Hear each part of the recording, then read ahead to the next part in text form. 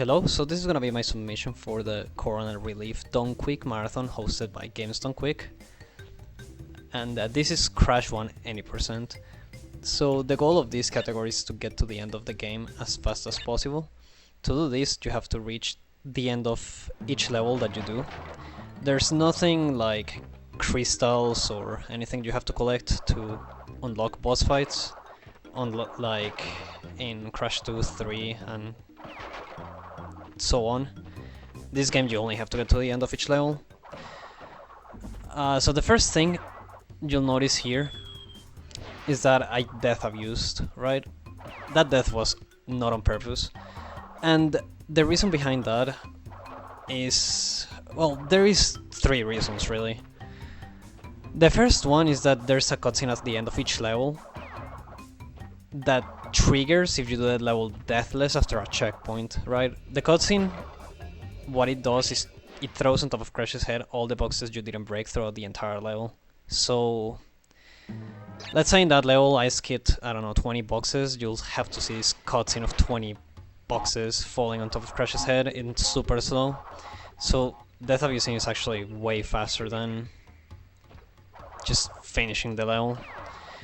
The second reason is that in this game, cycles are mostly global. That means they're working from the very beginning of the game. Even when you turn on the console, they're working. So the only way to reset them is by death abusing.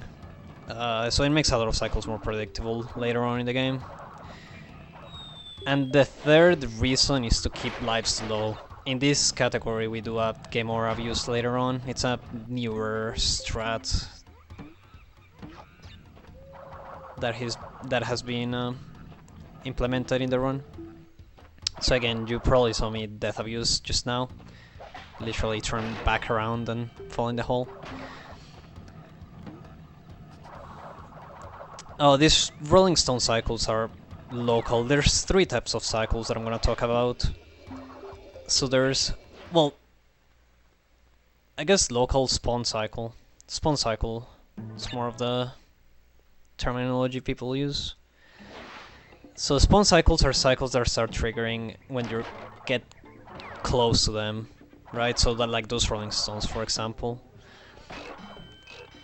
Global cycles are the ones that I explained, which start from the very beginning of the game. Even when you turn on the console, they're working. And local cycles, there's only one example, which is in Castle Machinery. We won't see it in this category though, it's only a thing in 100%. Okay, so I death abuse here again. This is gonna be the first kind of big cycle you'll see me catch throughout the run. So there, if you spin, you get invincibility frames for some reason, because I honestly don't know what the reasoning was behind that programming decision. But it allows you to move way faster than you should and catch this cycle a lot easier. You can catch it without spinning on that spike, but it's a little bit harder. Alright, so the main movement on this game, you may have noticed that I jump a lot, right? And spin a lot. So yeah, the main movement on this game is zigzagging. Do you see how Crash wiggles like kind of back and forth? It's me alternating diagonals as fast as possible. So essentially here, where I'm going downwards, I alternate between down left and down right as fast as possible. It works on every direction, so let's say if I'm going right, I alternate between up right and down right as fast as possible, for example. And zigzagging does a lot in this game. You go really fast compared to just normal walking. And this level is perfect to represent that, because the boulder usually goes at the same speed as Crash, but look at how far behind you can leave the boulder by doing zigzagging. It's pretty insane. Also, spinning is faster than just regular walking, so that's why you see me do that a lot.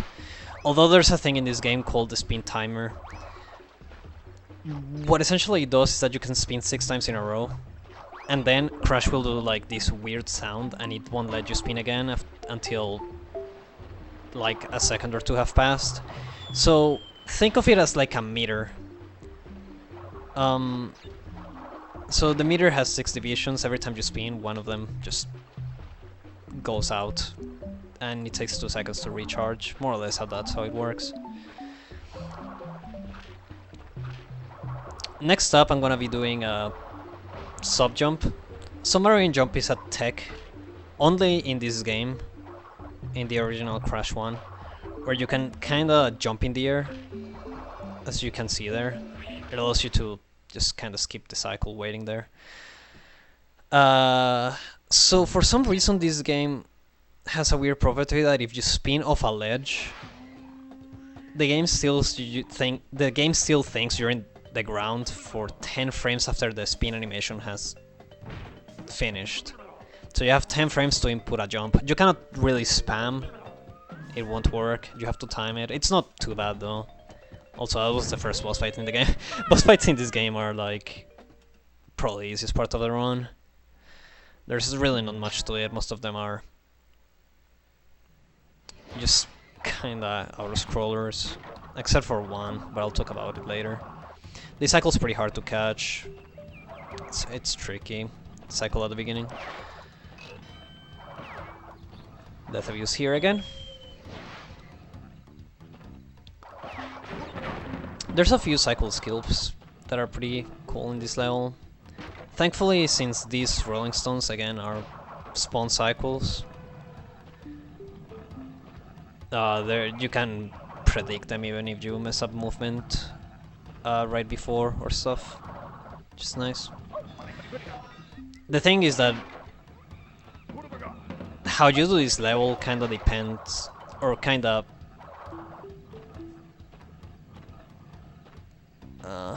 well, Native Fortress, which is the level 2 levels after this, depends on how you do this level, more like it. That's what I wanted to say. Since the cycles in Native Fortress are global, and that level is super heavy cycle. Or cycle heavy. Okay, so this is Hog Wild. So you ride this hog, there's really not much to it, it's an auto-scroller. The one thing you wanna do is break all the boxes except for one. This is because this is one of the levels, one of the 3 levels I'm not gonna Death Abuse in, because it's actually slower to Death Abuse in this level. So we just make sure to break most of the boxes. Getting the gem is slower as well.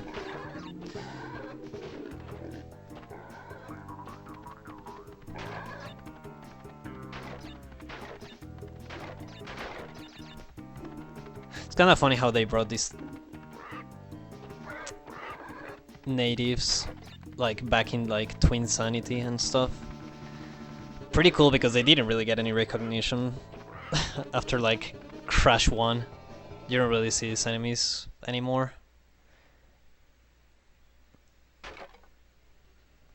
Until all the way into Twinsanity. So that's pretty cool.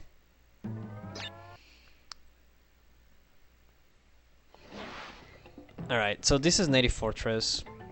I get this mask here because I'm gonna do an out of bounds later on using it. It's a pretty cool strat.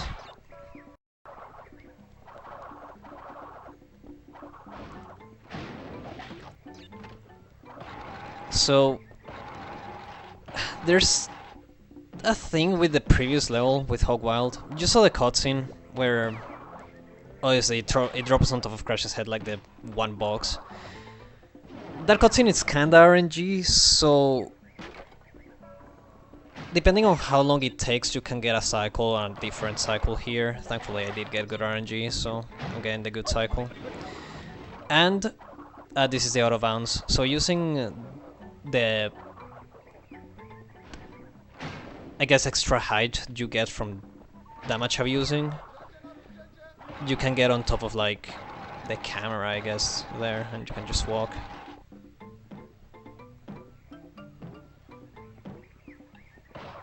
It's pretty cool. You can also do that in Great Gate. Oh yeah, and this is actually intended, this part back here. Pretty neat shortcut. Crash is kinda known for having this weird stuff hidden.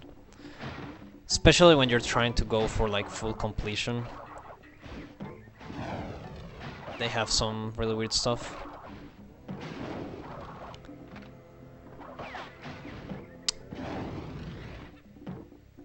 Cycle's pretty cool.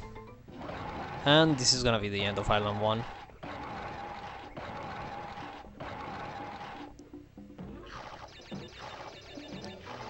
Again, life management is very, very important, so you have to always have an eye on your life count and one pack count, because you want to be at 0 later on. Okay, so this is the beginning of Island 2. This is kind of like upstream, there's not really too much about it. Although, right here, we're gonna kind of abuse a spawn cycle. So I mentioned how if you get close to them, well, if you move the camera back, the cycle of this plant just triggers later for some reason, and you can like wait only one cycle instead of having to wait 2. It's pretty nice, really easy to do as well. It's really easy time save.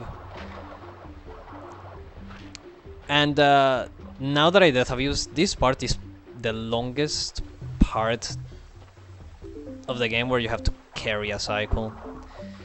What this means is that I'm gonna carry the global cycles from that death abuse until Temple Ruins, which is in like 2 levels.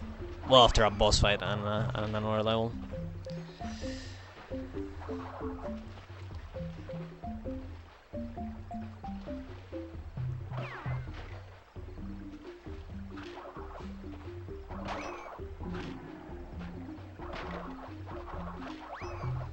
Something that's kinda like a fun fact is that, well, the remasters were released like, what, almost 3 years ago now?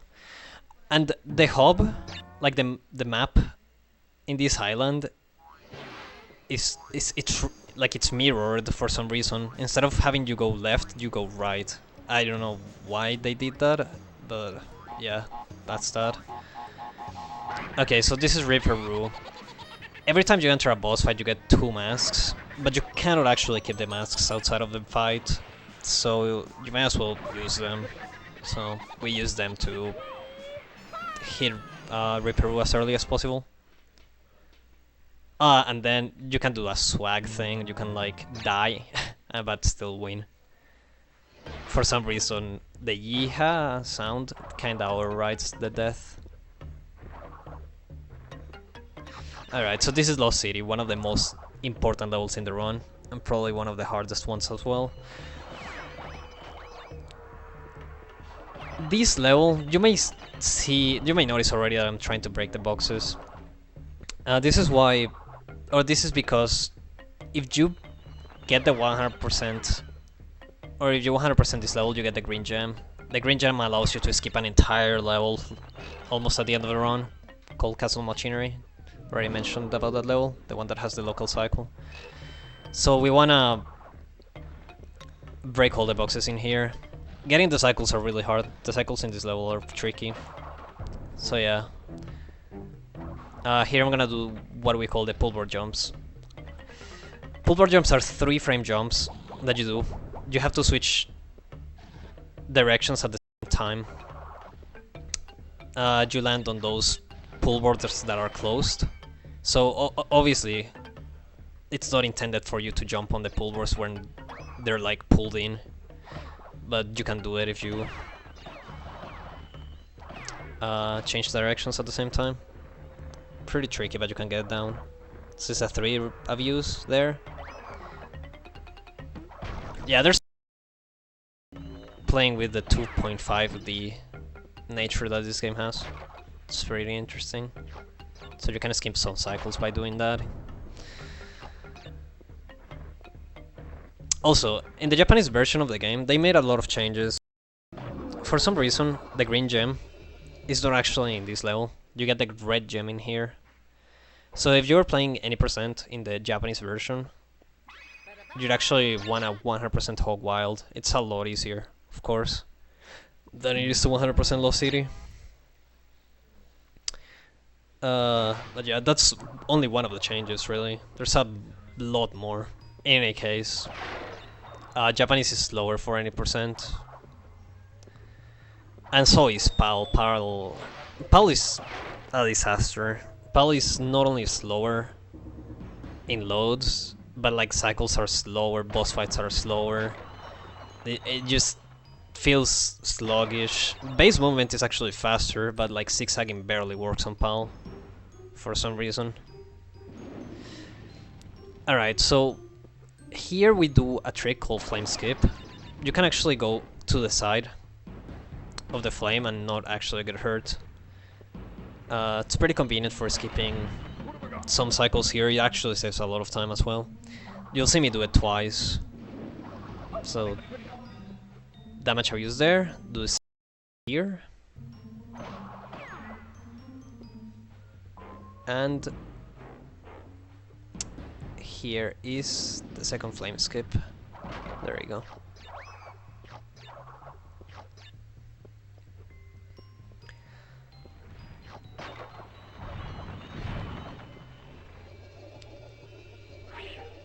Also, it's worth saying that this is a recording of my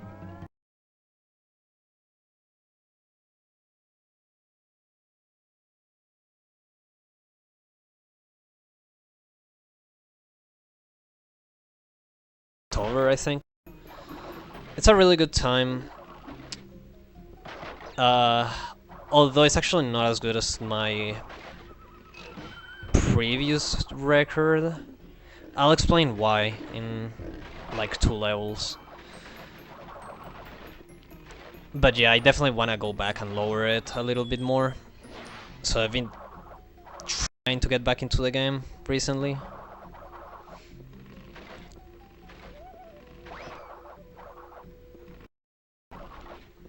Oh yeah, so this isn't road, there's really not much to it. Like, this is a level that you can really read donations in. There's... yeah, it's just zigzagging and jumping, really. Definitely a break, because Island 2 is really hard. Probably the hardest island in the game. Zigzagging kinda breaks Road to Nowhere too. Like, those jumps are supposed to actually be pretty hard, but zigzagging just absolutely breaks it. Alright, so this is Boulder Dash. There's even an emote that we as a community submitted to Frankerface Z, and that's my thumb. Downward zigzagging hurts a lot, and this level is super long. So you are actually like literally in pain doing this level. So he made that emote. It's literally a picture of just the boulder. It's pretty epic. But yeah, this level is really important. You actually have to try, because you carry a cycle to Sunset Vista. If you were to miss the God cycle in Sunset Vista, you lose a lot. And it's pretty hard to catch, so you actually to get it. Also, I'm at 0 lives now, because I want to go into Sunset Vista with 0 lives. I mentioned something about a Game Aura views. Well, that's the next level. For now, this is also like, I guess, a level you have to focus in, and it will be pretty nice to have for donation ratings and whatnot.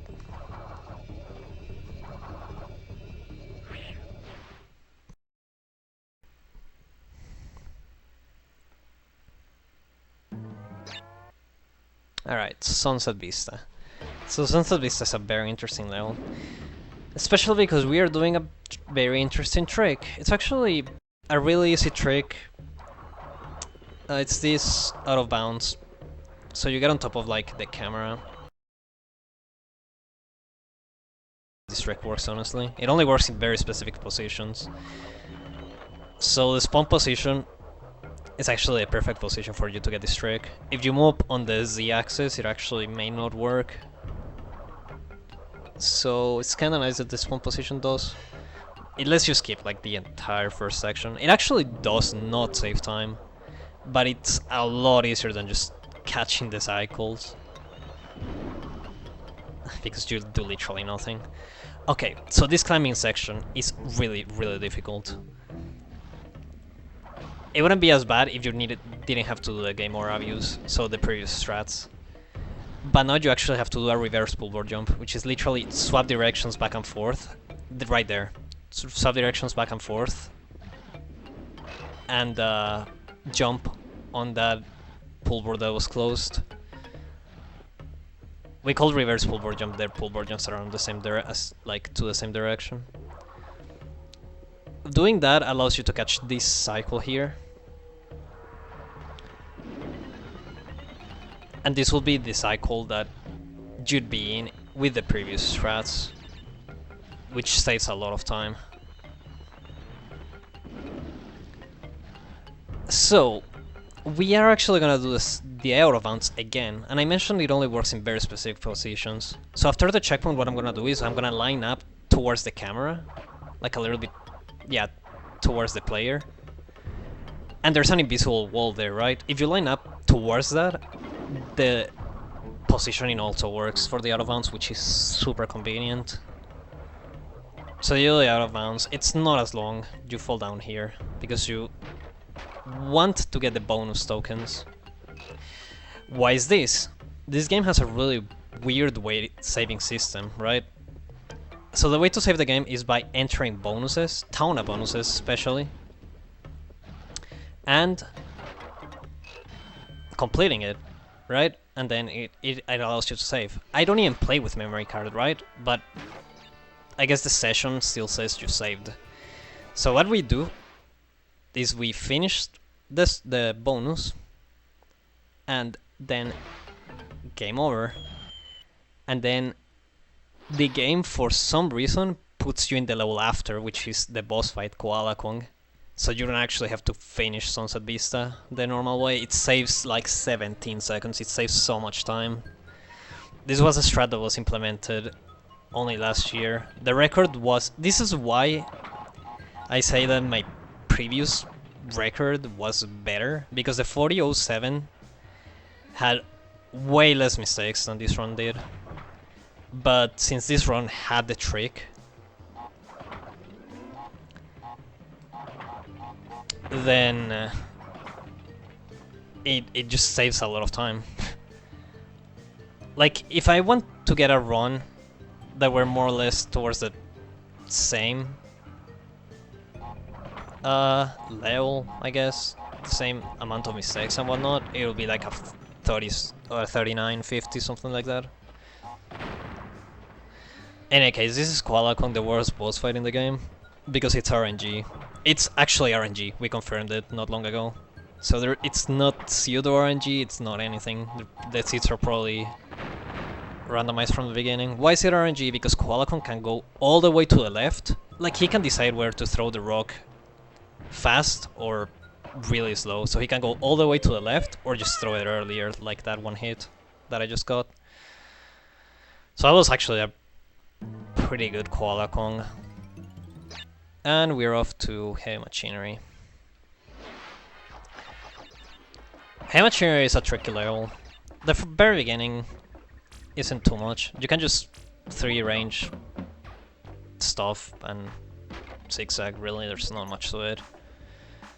The second half does have a lot of stuff, but yeah, this will be a good place to read a donation or two. Since there's no donations here though, because this is just a recording.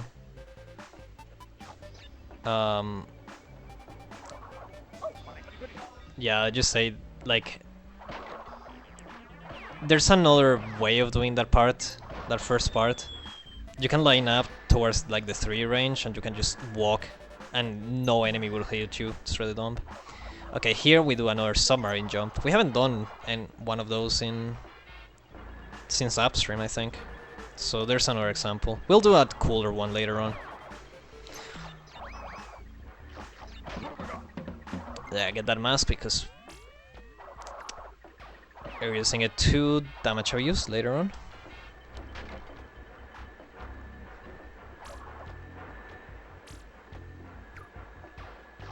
And here's a really cool sub jump. I really like that strat with 3D abuse here because game is like 2.5D. And yeah, that part looks sick. It's essentially because if you spin, the hitbox of Crash gets extended just a little bit, and it allows the game to think that you touch the bouncy platforms way faster than just landing back on them. It's really fast. Alright, so this is Cortex Power. Bad level, by the way. It's pretty interesting in Hondo. Not as much in any, but the cycles at the beginning, the electricity cycles can be pretty tricky at times. Kind of annoying, but after the death abuse it should be consistent.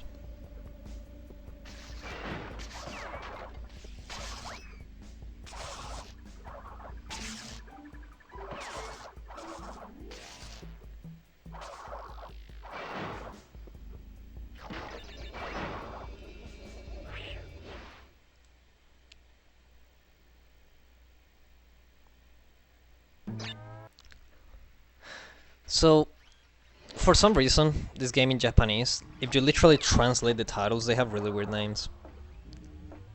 Like, I know a name, I don't remember which one is it, I think it's Lost City. It's called Use Lizard to Big Jump. Like, what is that? I don't know why they do that. But yeah. Just kind of fun facts about the game. This is a strat we call ZVM strats, or CVM strats because of the person who found them. CVM shoutouts. Pretty cool. A couple of sub jumps that you do. You kind of like even trick the camera a little bit. And here we do the GDQ jump. No, we don't do it. I forgot my PV doesn't. There's a strat we found, ZVM and I found on GDQ. It says like 0.5, essentially jumping on a electricity without getting hit on an electric platform. It's pretty neat. This one doesn't do it, I guess. I was trying to take it safe. Yeah, I essentially lost 0.4. Pretty sure my previous PV had it. Alright, Toxic Waste. So, this level is a line, quite literally. And it's actually really hard. You wouldn't think it will be that hard, but zigzagging off the ledge is actually really easy to do, since you have to move back and forth so much and the space is so small. So, we all have had runs die to this level because of zigzagging off the ledge, and we just wanna, like, stop speedrunning after that. Oh well, have to carry on. Also, I wonder how much is Cortex like paying these guys to throw these barrels. Like, they're just literally standing there. What even is their like their purpose, really? Are they supposed to wait for Crash? Like, suppose that Crash is somewhere in here and hope one of those barrels hit them? I don't know.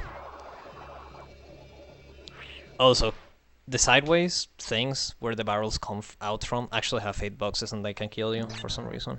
Good game. Alright, Pinstripe.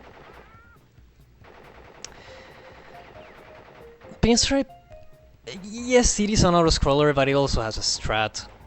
So, you may notice that I left Pinstripe go all the way to the right and then hit him when he's coming back. That's because it's actually faster than if you hit him if it's going all the way to, like, to the right first. For some reason. You know, funny thing is that the task actually doesn't do that strat, and it's actually slower than what we do. So if you wanna save time, just if you wanna save time on the task, just literally do what we do, and you save like 3 seconds over the task.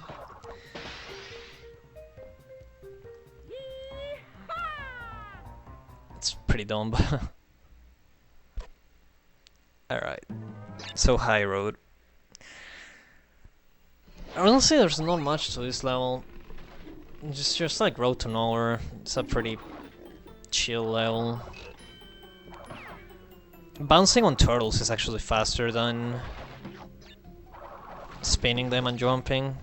Just a little bit, like it pushes Crash forward just slightly bit.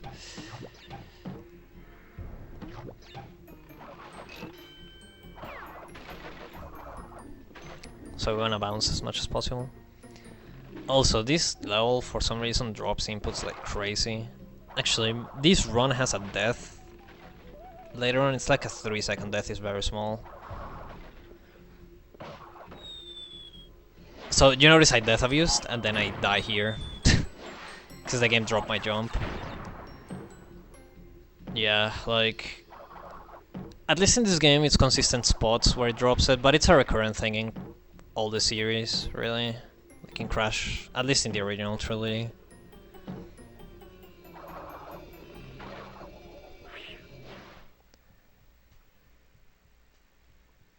Crash 2 is especially bad when it comes to dropped inputs, especially on the NTSU version.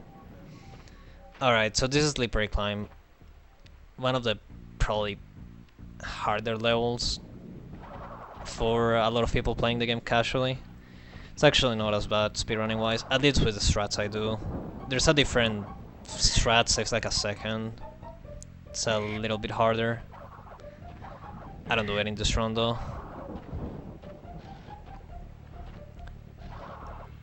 Ted, who is the second place holder of this category, also world record holder in 100%, actually does a strat. So if you want to check it out, just go into his PV. So over here we do something that looks like a reverse forward jump, but it actually isn't. You just, for some reason that part is solid, so you can just stand on it. And we get the longest death abuse here. You cannot actually fall down, like there's an invisible wall to the left side. So that's the fastest way to death abuse. At least kinda cool to see animation. The second floor is a lot easier than the first floor.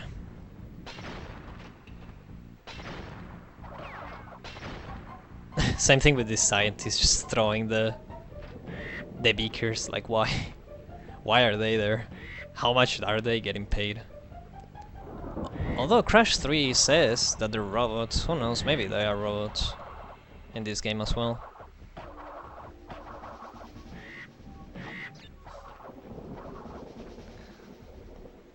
Yeah, cool cycle skips here and there. That's essentially the end. Fun fact, you can actually die by doing the strats, you can actually die to the last scientist if you spin too early. Like, if you spin before the scientist throws the beaker, you may actually die, because, as I mentioned before, the spin hitbox gets extended, and it doesn't give you invincibility frames on beakers like that, so you'd actually die. Lights Out. This level's gimmick is that you have a mask, and the mask, like Aku Aku, does the job as like your light, right? If you're too slow to get to the next Aku mask, or if you get hit, you lose your light. It's a kinda dumb decision. That's why in Crash 2 they replaced the Aku as being light with a Firefly, which you don't lose if you get hit. So yeah, that's kinda nice. Anyway, over here I try to zigzag a lot to be able to catch a cycle. We call it sub-jumpless. This is because you can still catch the cycle if you're slow by doing a sub-jump, right? But here I caught it with just a regular jump. Doing sub-jumpless makes it so you can get a mask in Jaws of Darkness, which is the next level, and not have to do what we call backwards flame skip. I'm not sure if this run fails backwards flame skip, but I'll make sure to mention it.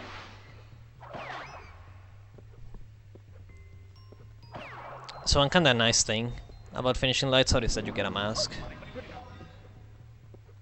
So kinda so that much abuse through there. And yeah, I can get this mask right here and still catch the cycle that I'm looking for. Right there. We do some pretty cool sub jump here. So if you literally spin jump over the spears, you may actually get hit. It's a lot easier to just sub jump them. Yeah, my PV fails backwards limescape. So having the masks there is really helpful, as you can see.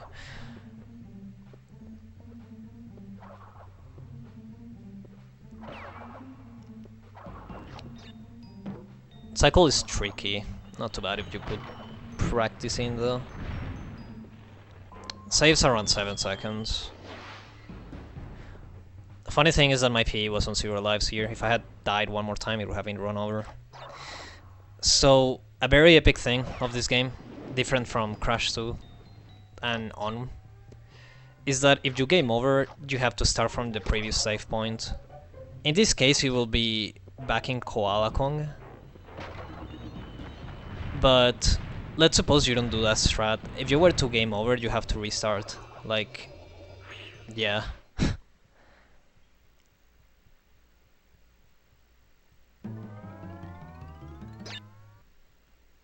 Obviously on a marathon, I'd get lives, like extra lives, just in case. Because this game gives you lives like crazy, so... Game orange shouldn't be an issue. So this is the cutscene we're talking about. Since we skip Castle Machinery using the green gem, we don't break the 24 boxes, so Crash gets 24 slaps in the face. Great, but you missed 34 boxes or something. Funny thing, if you miss the gem, in the NST version it says great, but you missed the gem. Kind of a slap in the face as well. Alright, so this is Brio, not much to it. Perfect for rating donations, honestly.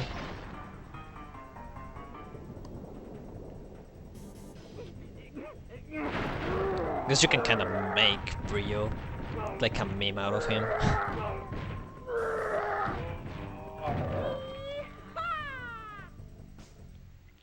For some reason, a lot of boss fights in the Crash series are called N something. So there's Neocortex, obviously. There's Embryo, there's Engine, there's Entropy, there's Entranced. Really, there's so many of them for some reason. They all stand for different things. So let's say Neocortex stands for exactly that, because his head is so big. Neocortex is actually a part of the brain, right? And because his head is so big, they just call it that. It's kind of a play of words.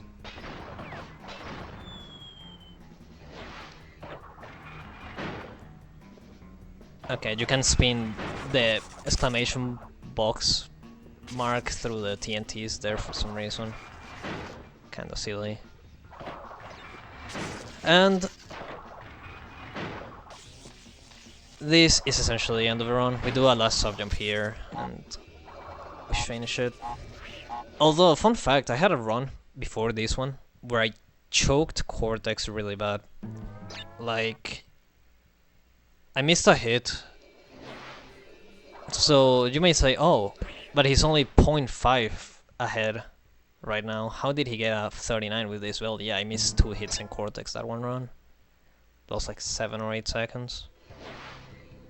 Kind of a shame, but I got it like a week after, which is alright, I guess. Cortex is an auto-scroller. I guess the nerfs got the best of me, but... oh, happens to the best of us. Honestly, seeing speedrunners like... I don't know, Cosmic, like, achieving such good times in, like, Mario 1 and stuff really inspires me, at least, as a speedrunner. It really gave me strength to continue going with this grind because it was pretty hard. on me. It was really stressful. And hey, I got the sub 40 in the end, which was the long-term goal for the Crash 1 community for a while, which is pretty nice. And time, there we go. 39:57. It's a good time. Definitely want to lower it at some point, but it's a good time. Anyway, thanks a lot for watching the submission. Of course, with the state of the world right now, it's really hard to focus on life stuff and school and work, and everything must be like everything is super stressful. Just be sure to stay at home. Be sure to follow the necessary measures that the health organization, that the World Health Organization gives, and stay safe for sure. That's the most important thing. If we work together as a planet, we can for sure overcome this madness, I guess, we have been thrown into. And for sure this marathon is a really, really great cause, and be sure to support it as much as possible. I know it isn't gonna be too long, but still be there like 24/7, I guess. And even then, not only GDQ but also like other smaller marathons that are being held for the same cause, for sure. Anyway, thanks a lot for your time, and that's it. Well, have a nice day, night, or evening, afternoon, whatever time zone you're in. See ya.